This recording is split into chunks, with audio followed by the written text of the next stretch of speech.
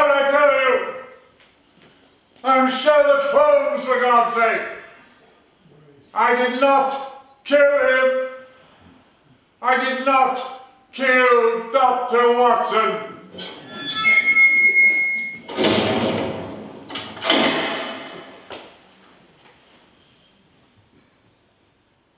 I did not kill Watson, I tell you. Why should I? How could I? He was my friend, my only friend, my good old Watson. Heaven knows I'm not one who makes friends easily, if at all. But Watson, that was different. Meeting him was kismet. It was in St. Bart's Hospital. I was carrying out some research into bloodstaining. Into the microscopic examination of blood corpuscles, if I remember rightly. Yes. Yes. I want to improve on the old Guayacum test, which is very clumsy. It is absolutely useless in testing bloodstains once they are a few hours old. Now, my test is effective whether the blood is old or new. Why is that so important? I'm glad you asked. You see, criminal cases often hinge on one point. Say, for example, a man is suspected of a crime months after it has been committed. His clothes and his linen are examined, and brownish stains are discovered. I see, but we do not know of their blood stains, mud stains, rust stains, or fruit stains. Indeed, you grasp it. That is the question that has eluded the expert, because until now there has not been a reliable test to clear up the confusion. But now we have the Sherlock Holmes test. Brother! You didn't say bravo. No, but I should have done. I was so very impressed to meet you. Well, Sherlock Holmes. Dr. John Watson. So many years ago. I was seeking cheap lodgings, so were you. I found them. 221B Baker Street. A couple of comfortable bedrooms, a large, airy sitting room, cheerfully furnished and illuminated by two broad windows. We fell in love with the place right away. It became my womb. Within its walls, I felt safe. I felt superior. I felt in charge. Well, you felt like yourself. Yes, I was quite myself in that great sitting room with the chemical bench and the faded furniture. The lair into which I lured my various clients. And played your infernal fiddle. No, we are not all blessed with a love of music. 221B Baker Street. Matriarch, Mrs. Hudson.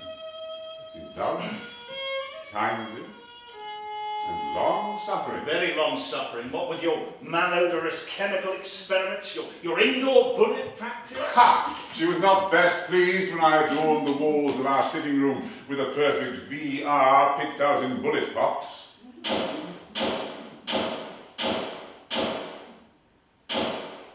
And then there were your clients, calling it all hours of the day and night. She was very tolerant. So were you.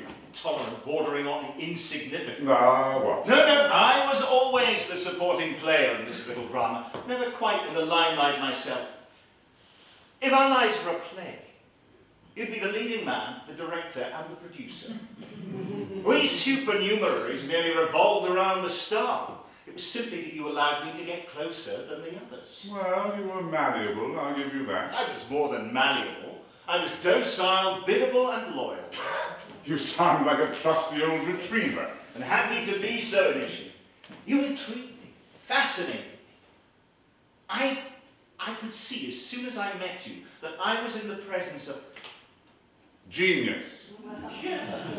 I was thinking an immodest eccentric. Certainly a fellow who brings some colour and interest into my dull life. And digger.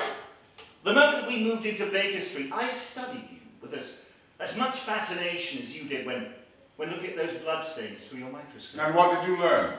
You were a fellow of contradictions. How so?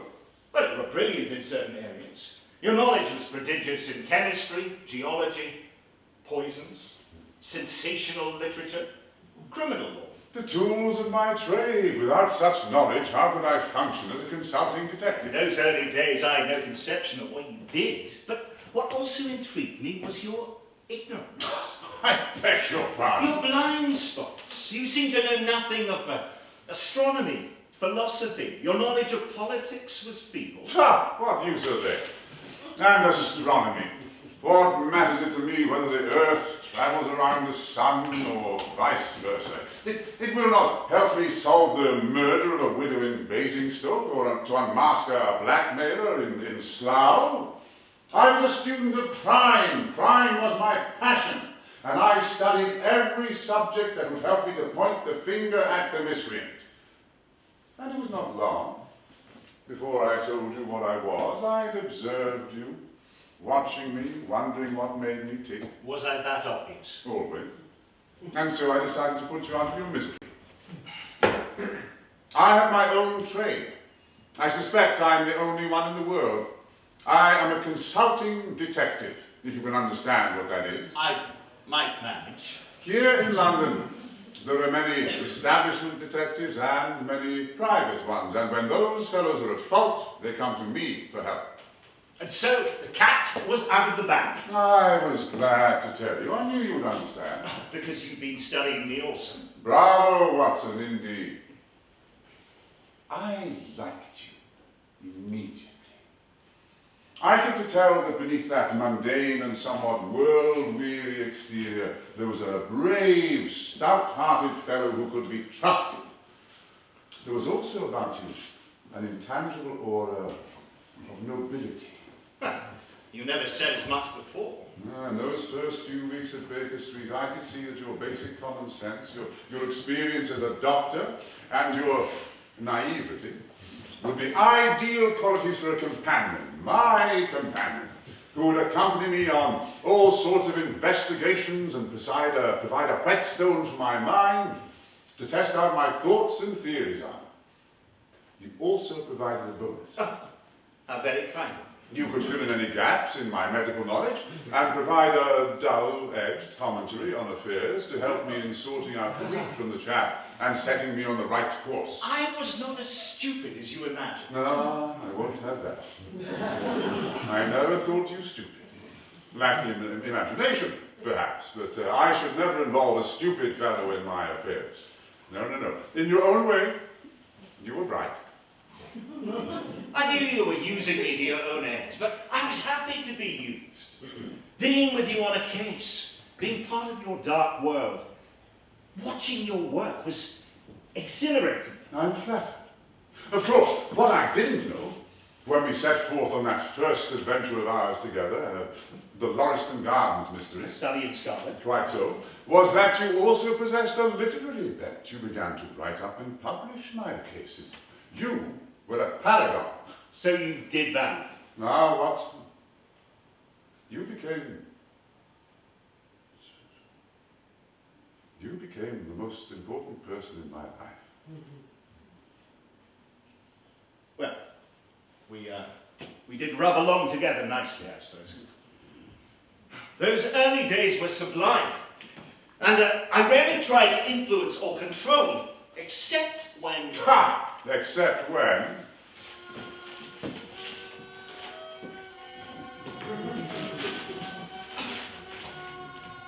Which is it today? Morphine or cocaine? It is cocaine. A 7% solution. Would you care to try? Certainly not. It's a most dangerous pursuit.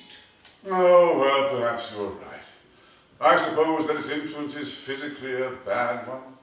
However, I find it so transcendently stimulating and clarifying of the mind that its secondary action is a matter of small moment. It is far from a small moment.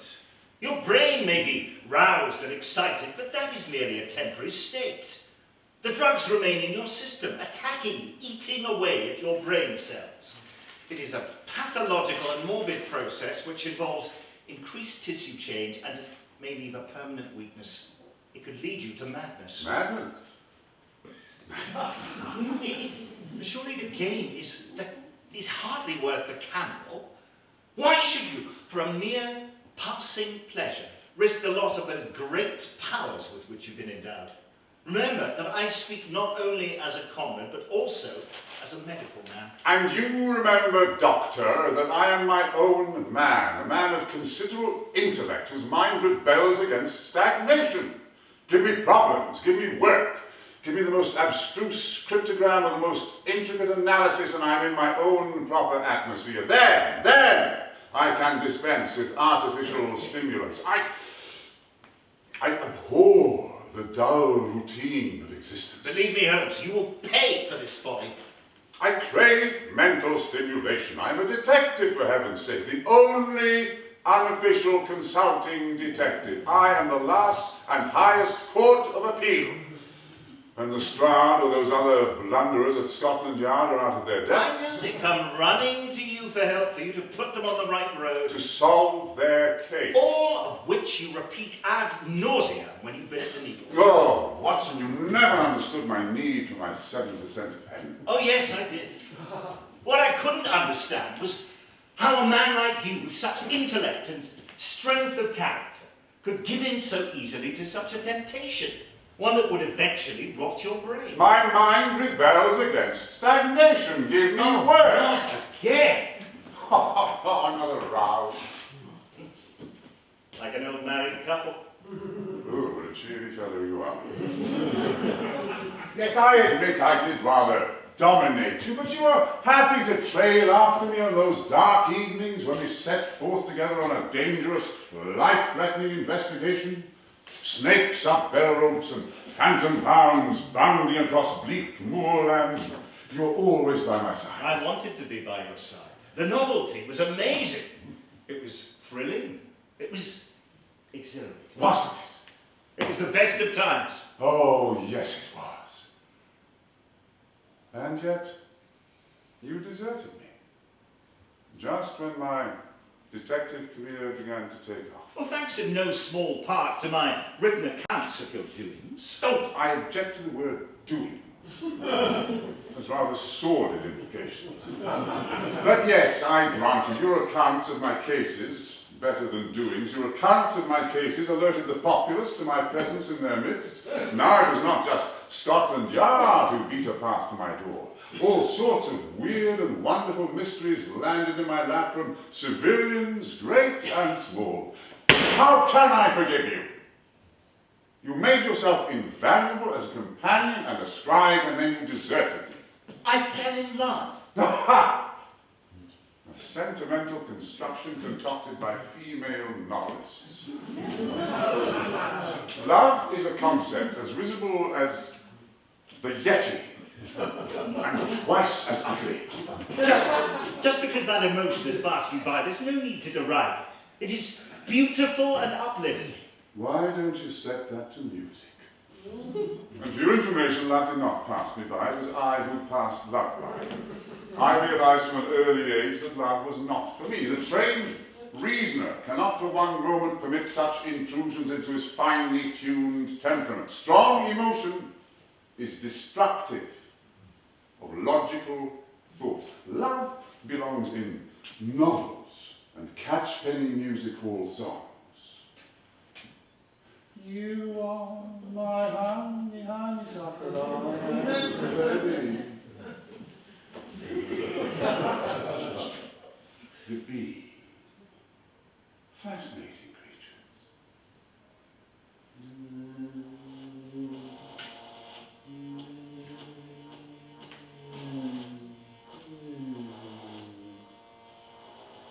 Sorry, what did you say? I said nothing. Yes, you deserted me. I left my bachelor quarters to get married. I missed you. You missed someone to impress, to show off to demonstrate what a brilliant mind you have. You used me as a sounding board for your deductions. Ah, Watson, it is good to see that your investments have paid a very good dividend this quarter. Good heavens, Holmes, how did you know that? In the same way that I know you were paid a visit to your tailor this morning, and on your way home you called in at Bradley's, the tobacconist. But how on earth? Simplicity itself. You have tailor's chalk marks adhering to the sleeve of your jacket, and your third waistcoat button is undone, which it wasn't when you left the house this morning. So I deduce you have had occasion to remove it. no doubt so that your tailor could measure you for a new jacket. Similarly, the flakes of tobacco nestling in the collar of your overcoat and the suspicious bulge in your top pocket are suggestive of your favourite Havanas. Now, new clothes and expensive cigars point only one way, an influx of money. The only extra income you derive is from your investments. Amazing, Holmes, amazing, brilliant. It's a party trick. Like the man who can balance a glass of wine on his nose while he waltzes around the room without spilling a drop. Your facility for deduction is brilliant, but it is a trick. And oh, how I wish you would use it to show off. Oh, look at me, I'm deducing. I've heard you say a child could do it. No, they couldn't. You know that, but immodesty overrides the claim. Oh. This is born of years of putting up with your deductive process. Some of it, you must admit, is irrelevant, even in the darkest of crimes. What does it matter if the murderer has an aunt in Canada who is an expert on the mating habits of the bullfrog and walks with a limp? What bearing does that have on a murdered greengrocer in Hastings? The connection might be tenuous, I grant you, but one must consider all options to have an overview of the case. One of those bullfrogs might have been a vital clue. As I remember, it was the fishmonger next door who committed the murder because the greengrocer was having an affair with his wife. There was no bullfrog involved. In this instance. I had no idea you felt like this was. One of those blind spots, Holmes. You were too busy being clever to notice you were alienating the only person who really cared about you. Failed to deduce that, didn't you? You thought everyone worshipped at the shrine of Sherlock Holmes. Oh, you should hear what Lestrade said about you behind your back. Even when you were parading your brilliance before him, you never noticed the roll of the eyes, the clenched fist, the barely concealed smirk. You're letting your imagination roam again, Watson. That man respected me. Yes, worshipped me. Blimey, Mr. Holmes. How'd you do it? Observation and deduction. It's true, Mr. Holmes. You don't half talk a load of bosh. I do not like this revisionist view of our history, Watson. The truth will out, and when it does, it hurts. If it is the truth.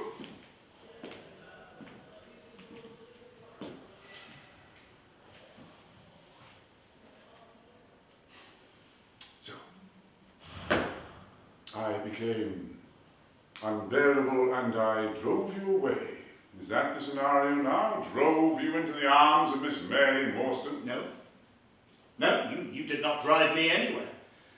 Had I not fallen in love, I would probably have stayed. Why, if I was so irritated? You were irritated, but you were also electrifying. You brought enjoyable danger into my life. Enjoyable danger? What a phrase. You old literary gent. I loved some of your phrases. The wind howled like a child sobbing in the chimney. The 5 orange pips. The lowest and vilest alleys of London do not present a more dreadful record of sin than does the smiling and beautiful countryside. The copper beaches. Education never ends, Watson. It is a series of lessons, with the greatest for the last. It may be that you are not yourself luminous, but that you are a conductor of light. Some people without possessing genius have a remarkable power of stimulating. Portrait of John Watson as painted by Sherlock Holmes. The Hound of the Baskerville. I know. I wrote it, remember? A hound it was. A cold black hound, but not such a hound as mortal eye had rested upon. No. Admit it, man, those cases. You were in your element, being dragged out of your bed in the early hours of a cold and frosty morning. What is it, Holmes? Come, Watson. The game is afoot. Actually, you never said the game is afoot. You just said, get up, we've a murder to solve. I did say. Oh, later. After I'd included it in one of the stories, then you adopted it.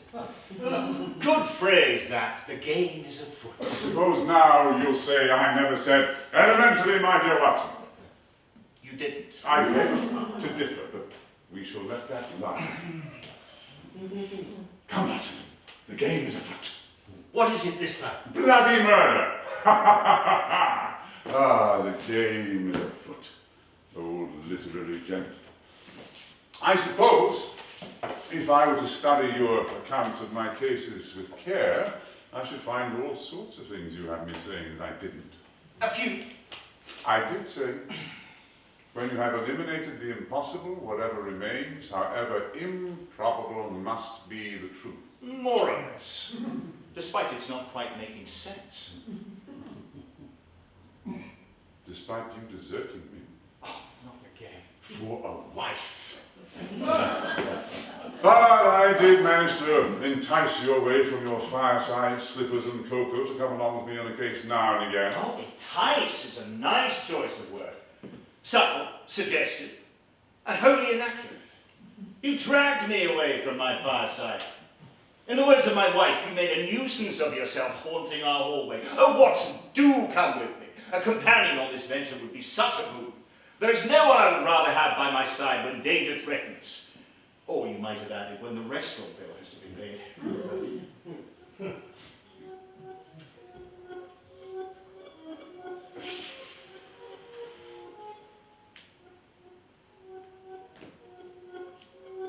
What? I cannot face this demon on my own. I need my old Boswell with me. I'm in serious danger. He has been to see me. He dares step over the threshold of Baker Street to warn me off. Oh, Watson, he is a strange creature bordering on the grotesque. A tall man, but with a curved spine, which makes the top half of his frame lean forward in a weird and threatening manner. And as he talks in a croaky, venomous fashion, his large head oscillates from side to side like that of a giant lizard. Sounds like one of your disguises. Well, in one sense it is. He held me with his gaze. You must drop it, Mr. Holmes. This interference in my plans, drop it, or it will be the worse for you. Destruction awaits, unless you drop it. Oh, I tell you, Watson, his words and their slimy delivery sent chills down my spine. Never had I been in the presence of such a nefarious creature. He is evil personified. Professor James Moriarty. I fear for my life. I have to escape his clutches, escape to the continent. You must come with me. It will be my final problem. Please, old friend, assist me in my hour of need. What do you say? I suppose they treat me well enough here, in that they leave me alone. Surely Brother Mycroft will sort out this business, and soon I'll be free. And when I am, heads will roll. When I think how I have helped the official police over the years, and now they treat me like this, like a common murderer! How can they think that I, Sherlock Holmes, the highest court of appeal in the land, could stoop to murder? Murder. It is the scarlet thread that runs through the tangled skein of life. Did I say that? Or did Watson write it? Watson, he's getting rather above himself, talking almost as though he invented me, or at least a public persona of me.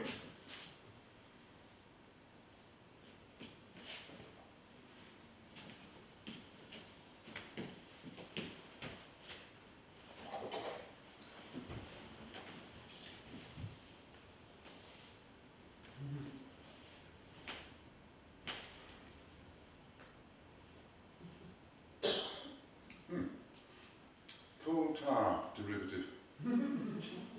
I should say it was distilled from the output of the Davies mine in the Rhondda Valley. Or is it rat's urine? The public persona of Sherlock Holmes. Oh, I suppose it is true. I do not quite match Watson's description of me in that first story of his. Study in scarlet. His very person and appearance were such as to strike the attention of the most casual observer. In height, he was rather over 6 feet, and so excessively lean that he seemed considerably taller.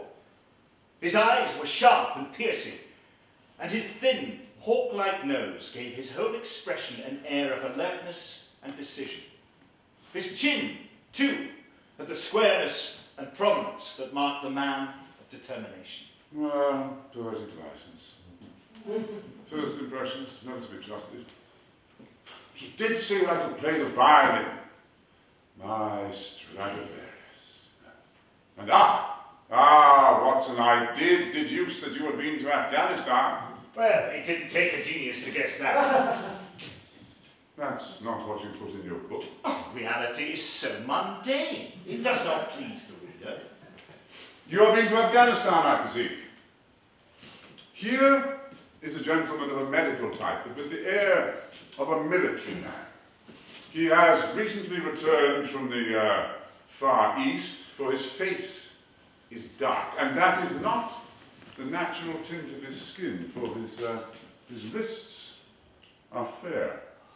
He has undergone much hardship and sickness, as his haggard face clearly attests. His left arm has been injured, for he holds it in a stiff and unnatural fashion. Now, where in the Far East might an English army doctor have seen much hardship and got his arm wounded? Clearly in Afghanistan. Brother, you remembered my dialogue. Your dialogue? I said it. You've forgotten what went before. What went before? Oh, let me remind you. It was my old friend Stanford who brought us together in that lab at Bath. Sherlock Holmes, allow me to introduce a doctor friend of mine, an army surgeon, who until recently has been serving with the 5th Northumberland Fusiliers out east. Ah, you must have been in Afghanistan. Yes. I thought so. Yeah. You have been wounded, for you hold your arm in a stiff and unnatural manner. I was clipped by a Jezil bullet. The end. Are you saying that was it? All I did was deduce that you had been wounded? More or less. You're calling me a fake! How dare you! Not a fake. You were clever. You are clever. But just not quite as clever as I made. So now you present yourself as the puppet master, the Dr. Coppelius in this relationship. Steady, Holmes! You are talking wildly. I'm so tired. If only I could have my 7% solution. It's one of the reasons you're here in the first place. You know, Watson, you really aren't yourself today. Not myself. Oh, that is rich. Then who am I? Who am I? It is rather cold for the time of year, but I hear the crocuses promise well. Your conversation is most entertaining. As you go out, close the door, for there is a decided draught. Ha! The cheek of that man, Roylott, Grimesby Roylott of Stoke Moran, coming here, threatening me, calling me The Scotland Yard jacking off. a Scotland Yard jacking off. He's coming here and bending our poker.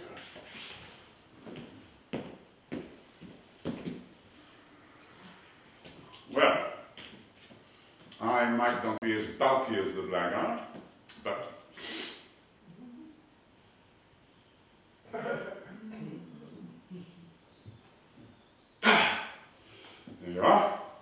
Almost as good as new. Scotland Yard jacking off it. You were never that, I grant you. You were always your own man. Too much so, I fear. You were too self-contained. There was no outlet for your emotions. You kept them bottled up with a tight cork in the neck, like a row of test tubes on your chemical bench. It was inevitable that one day they would blow. So, you have added psychiatry to your list of medical credentials now, have you? Been hobnobbing with Herr Freud, eh? I don't like women because my mother slapped my ass when I was a baby. And as you are clearly demonstrating, you were never able to admit your own failings. Not the real ones. Failings? Oh, I had my failings. I was too easily tricked by Irene Adler. And in the case of the dancing man, I was too late to save the life of poor Hilton Kydd. Not all my cases were successful. No one would expect them to be. No one except you. It is hard to be wrong. And how's Mary? She's dead. Oh, of course, I forgot. My deepest condolences, dear chap.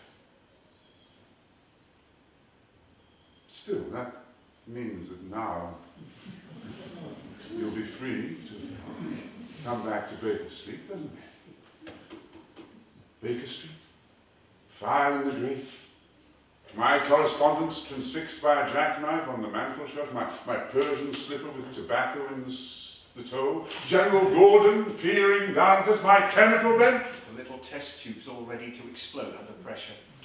I'm sitting at one side of the fire, going over some case notes. And what makes the picture complete? You, in the other chair, sucking noisily on your pipe, as you read one of those dreadful sea stories. And then you left me, alone, with no one to confide in, or discuss my theories with, or demonstrate my brilliance to. Or to belittle. And pop. Pop, pop, pop. The little test tubes blew their corks. Pop, pop, pop. Yes, you're right.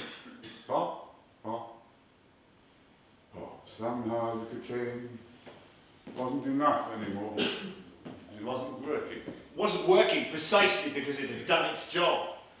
The rot had more than set in, it had conquered. Oh, what a noble mind is here all thrown. Scotland Yard jacking off it. I knew how to lure you back, though. Oh, yes. By introducing you to my friend. My very special friend. Professor James Moriarty. I'm so sorry to burst on you like this, my old and trusted friend, but I'm in a terrible fix. You're afraid of something? Of what? Of air guns. My dear Holmes, what are you talking about? I must apologise for calling so late.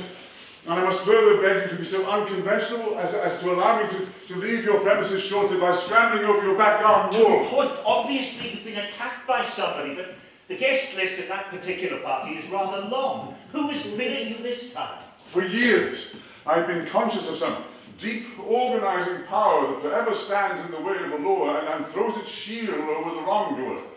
Again and again, in cases of the most varying types, I felt in the presence of this force. For years, I have tried to break through the veil that has shrouded it, until at last, the time came when I found my thread, and I followed it until it led me after 1,000 cunning windings to ex-Professor Moriarty of mathematical celebrity. Ah, yes, he is the Napoleon of crime. He is the organizer of half that is evil and nearly all that is undiscovered in this great city. He pervades London, and no one has heard of him.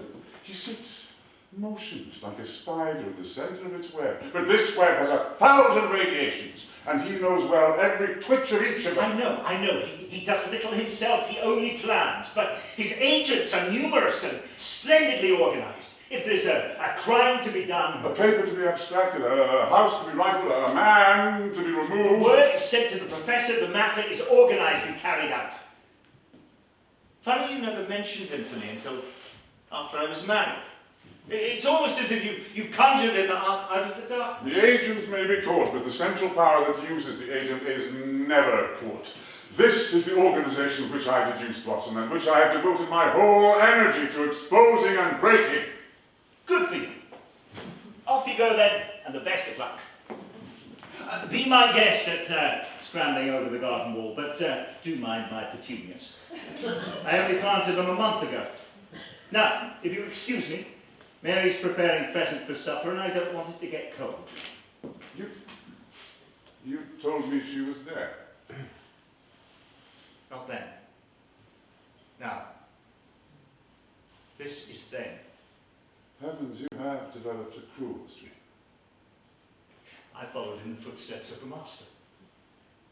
It has gone beyond dislike, hasn't it? It has become hatred. I can see it now in your eyes and in your demeanor. Huh? Where's the trusty, devoted retriever? Off the leash at last. Are you deliberately trying to be hurtful to me? I suppose I am.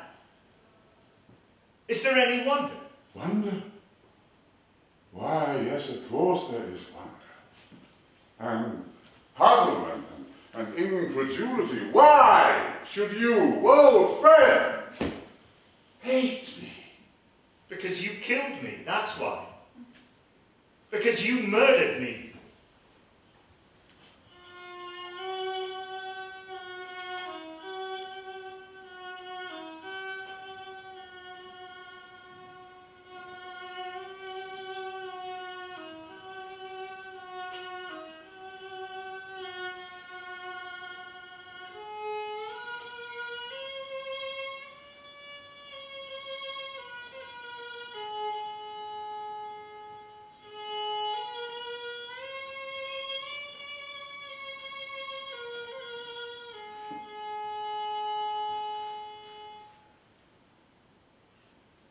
Music hath charms to soothe the savage breath.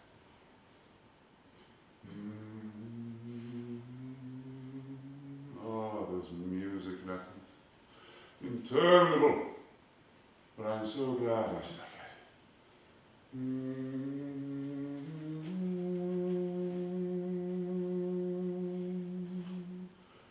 If music be the food of... Play on. Ah, there's no escape from the terrors of the mind.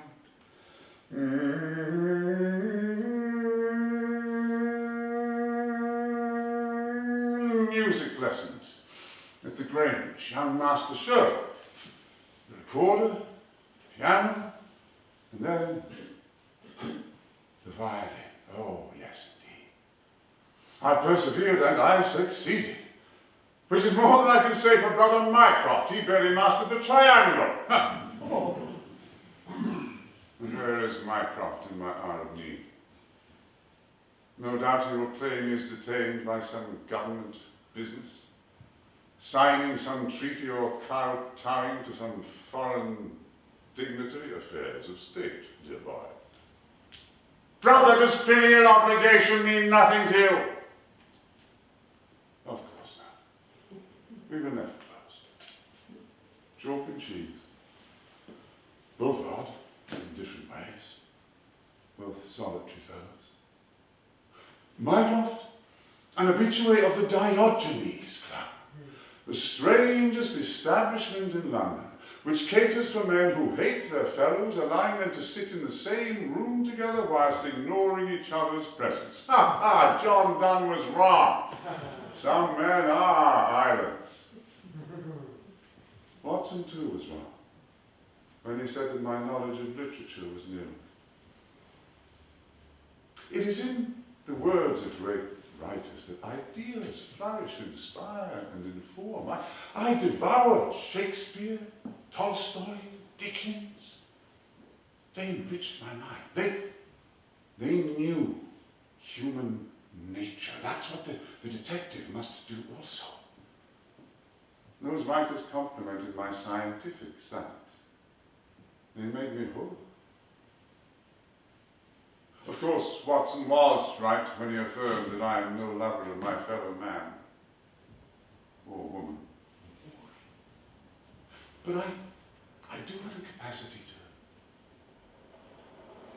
to. I shall love to sit in my rooms in Baker Street watching the swarming masses of London ants scurrying hither and thither, sensing their joy, their pain, their anger, their misdeeds. Of course, the client was merely a client. I had no feelings for them other than that.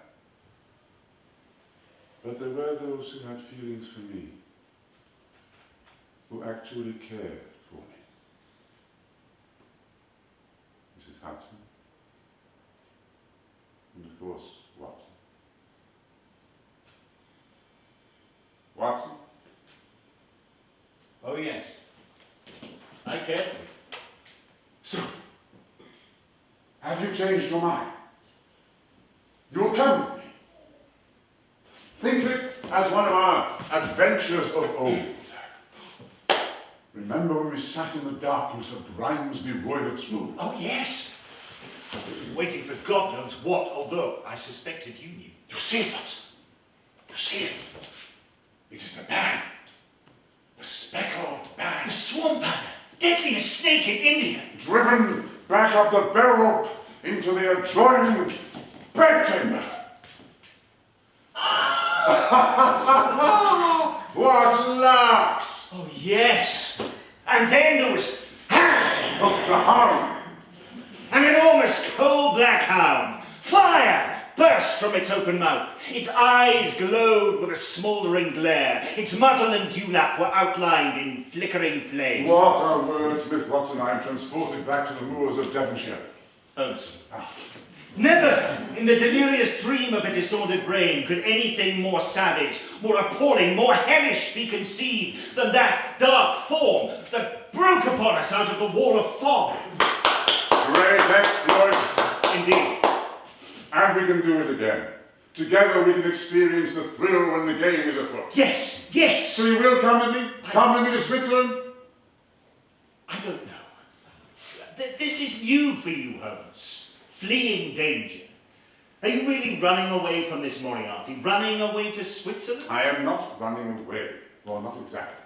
I am simply absenting myself while those fellows at Scotland Yard round up the gang. It is merely an act of self-preservation.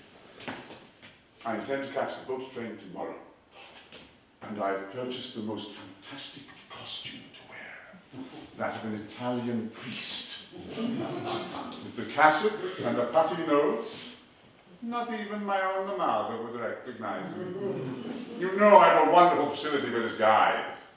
You like dressing up. Every time you emerged from your bedroom in some ridiculous outfit, you expected me to be surprised. Goodness, Holmes, is that really you? I was supposed to cry, but I knew perfectly well it was you in a funny coat and a silly hat with some theatrical makeup daubed on your face. You always looked so bizarre. You actually drew attention to yourself. I'm an elderly cleric. I'm a drunken groom. I'm an old bookseller. No, you are not. You are a pompous detective in a garish costume with makeup borrowed from the music hall. Cruel again, Watson. I am not travelling to the continent with you dressed as an Italian priest. I have my dignity to think of.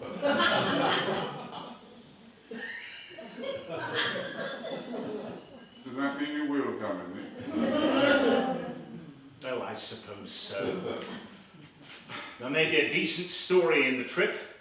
I could do with a few extra pennies, and the Strand pays well. Splendid. But you must not be in drag. Very well. But you will tell your readers that I was. And that I fooled you as you stepped on board the railway carriage.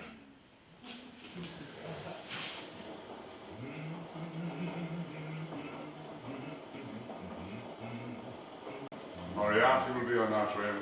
For what purpose? Revenge. Revenge, of course.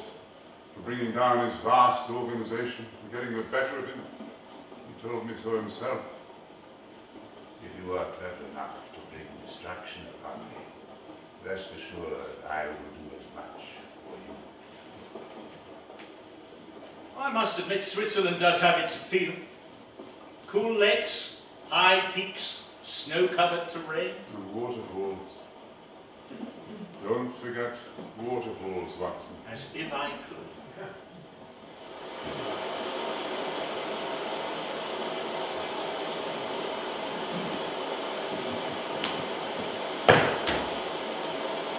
The right and mark 4. It is indeed a fearful place. The torrent, swollen by the melting snow, plunges into a tremendous abyss, from which the spray rolls up like the smoke from a burning house. The shaft into which the river hurls itself is an immense chasm, lined by glistening coal-black rock, and narrowing into a creaming, boiling pit of incalculable depth, which brings over and shoots the stream forward over its jagged lip. The long sweep of green water roaring forever down, and the thick, flickering curtain of spray hissing forever upward turn a man giddy with their constant whirl and clamour. Good, isn't it? I wrote that. In the notebook, you had the bloody temerity to have published. I needed To what? To maintain the myth? To prove to the world you were gone? I needed Moriarty's henchmen to believe me dead. What else was I to do? Save me, of course. You know, your faithful companion, good old Watson. The man you'd rather have with you in a tight corner than any other. The man you begged and cajoled to accompany you on this ill-fated, ill-considered pantomime of an excursion. Save me! But no. No, the great Holmes had other ideas. Ideas concerned with his own beatification. Do not be harsh, Watson. We all have an instinct for self-preservation. Please don't dwell on the brutish end of our time together in Switzerland. Think of that week we had making our way to Interlaken and the wonderful after-dinner talks we had along the way. It's true that was a pleasant time. I'd never seen you so relaxed. Your mind was free, expounding and expanding on a whole range of diverse topics. Because I thought the end was near. Who said? Mine, of course. Nonsense. You never thought for one moment your life was in peril. How can you say that? You were there. Don't you remember how I kept looking behind me the whole time? Oh, yes.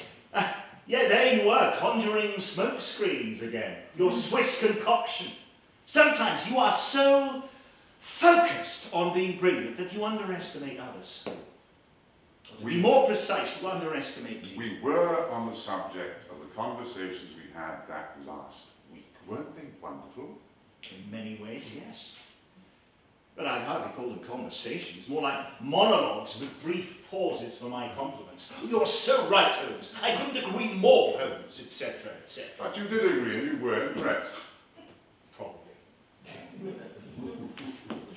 You see, Watson, like all other arts, the science of deduction is one which can only be acquired after long and patient study. Observation and deduction are the key steps towards solving mysteries.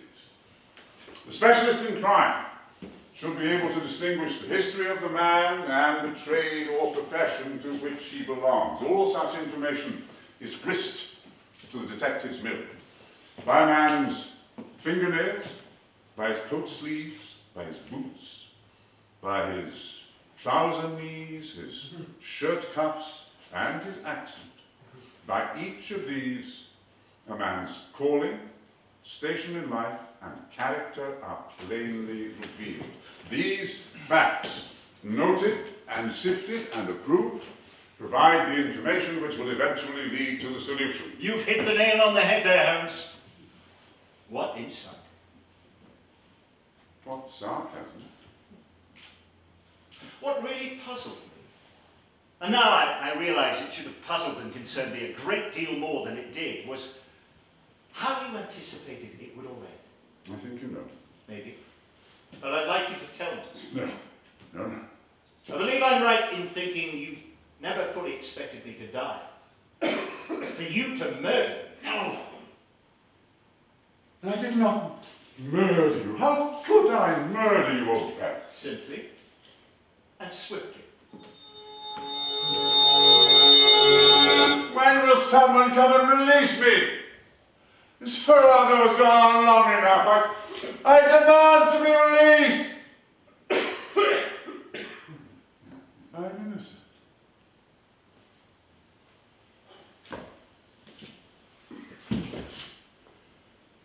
I'm innocent.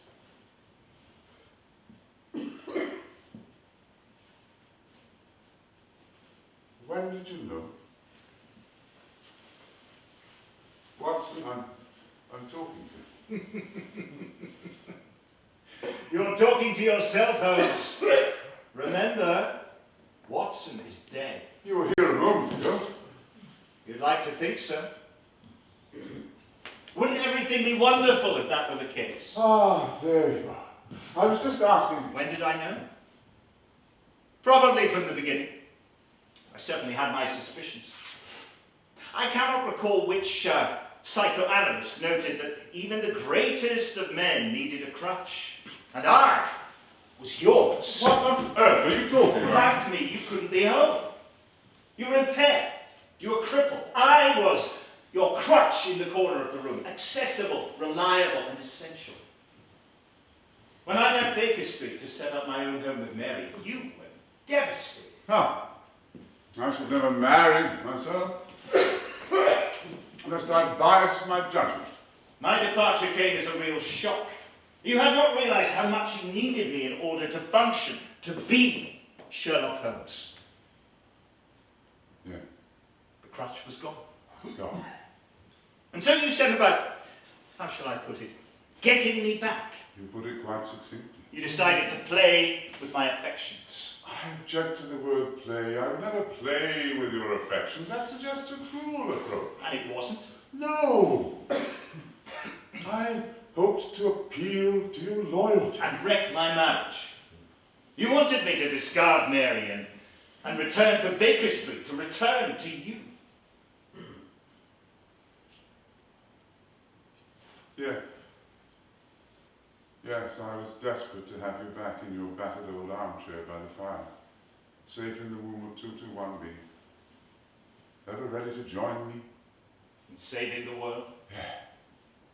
And so, in order to bring about this state of affairs, you conjure up this Professor Moriarty, this master criminal who is a dire threat to your life, your liberty, and now, it would seem, your sanity. Professor James Moriarty. Does not exist.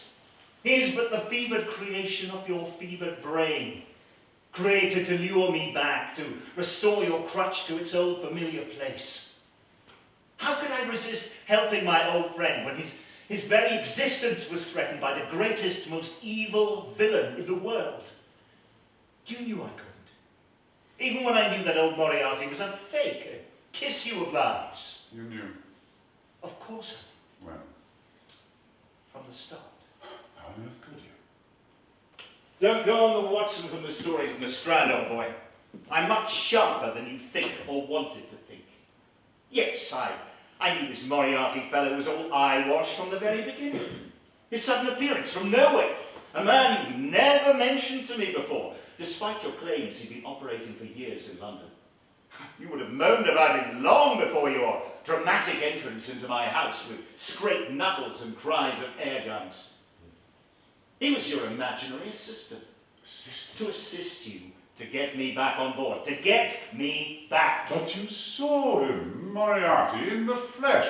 When we were escaping and hid behind the luggage at Canterbury Station and his special train roared past. You saw him! Saw a man you said was Moriarty. Could have been anybody. An actor, chosen no doubt for his bizarre looks. If you knew all this, why did you come with him? I felt sorry for you, I suppose. Oh, spare me your pity, Doctor. No pity, I assure you. Just a complex reaction of a complex human being, something you will never understand, Holmes. We, normal folk, have conflicting emotions and feelings, contradict ourselves at times, follow our hearts. That's life. That's what being a fallible human being is all about. Why did I come with you? Why did I pretend to accept your preposterous tale of this Professor Moriarty? I could see that you needed me. I feared for your sanity. Really? You see, I still felt a small pang of guilt at leaving you. I knew that running off to get married like that was a real blow to you. It was like an amputation. But now, I see that I was naive in travelling to Switzerland because I never anticipated the end. What was I thinking? We were running away from a phantom, a person who didn't exist. He did exist. In here. Yes, as I do now.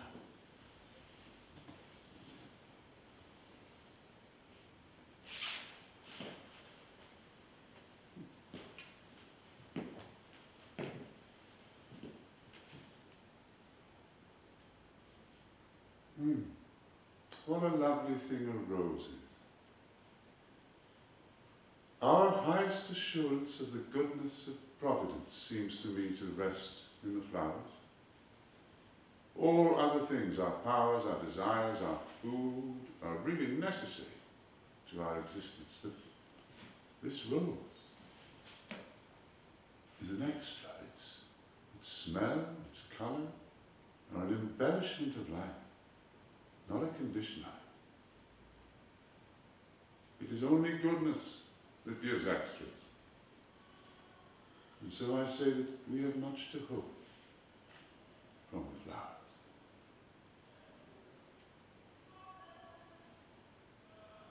Oh yes. Sherlock Holmes is also a poet of sorts.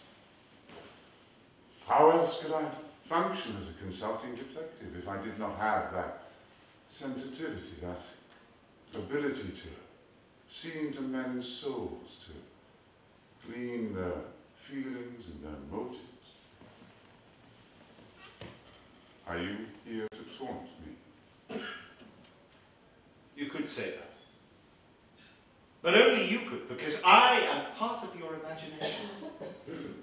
I've been conjured by your guilt or your desperate need to deny what really happened. To bend and refashion history to suit your version of events. I fell. You tried to save me. Not the truth. The truth? Yes, isn't it time you faced the truth? Yes. Watson.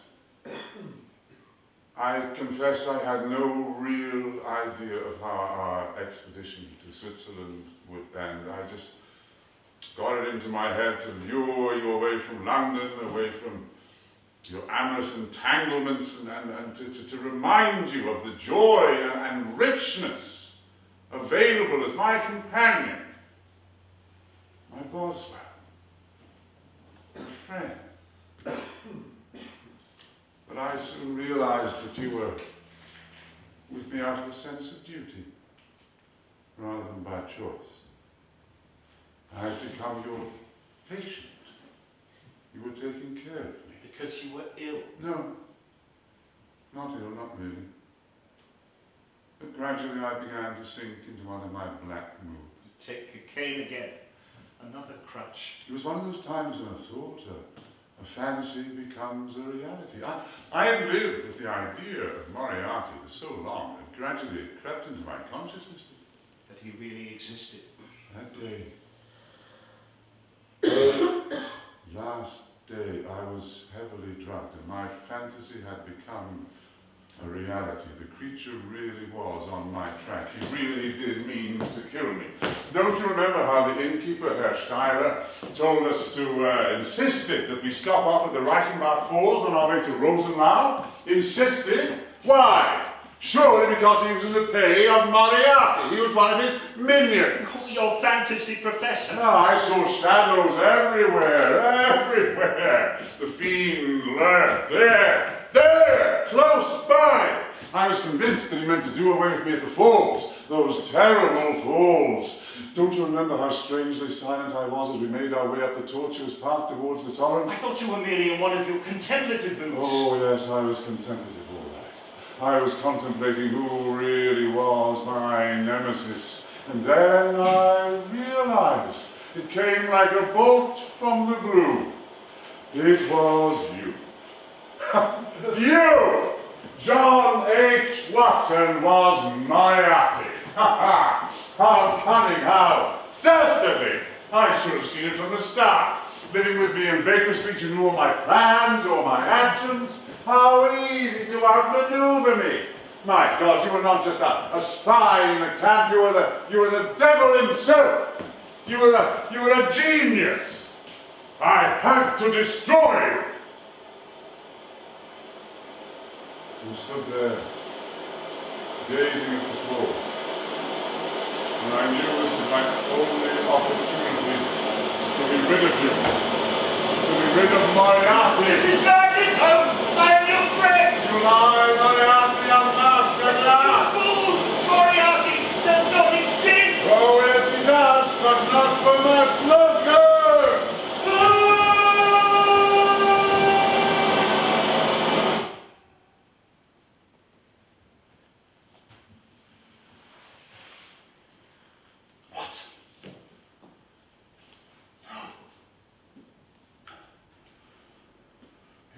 True then. True.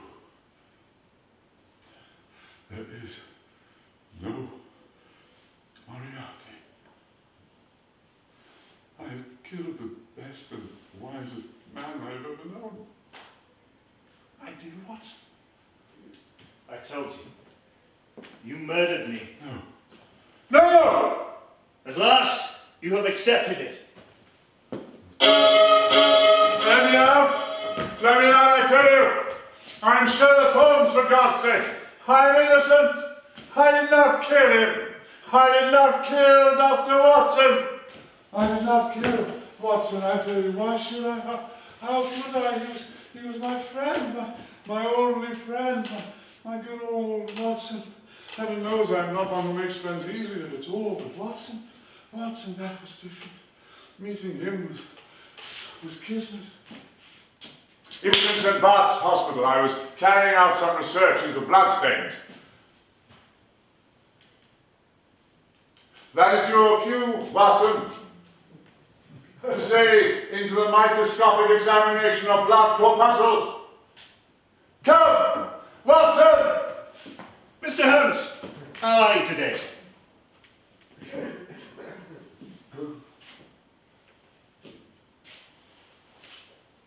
Who are you?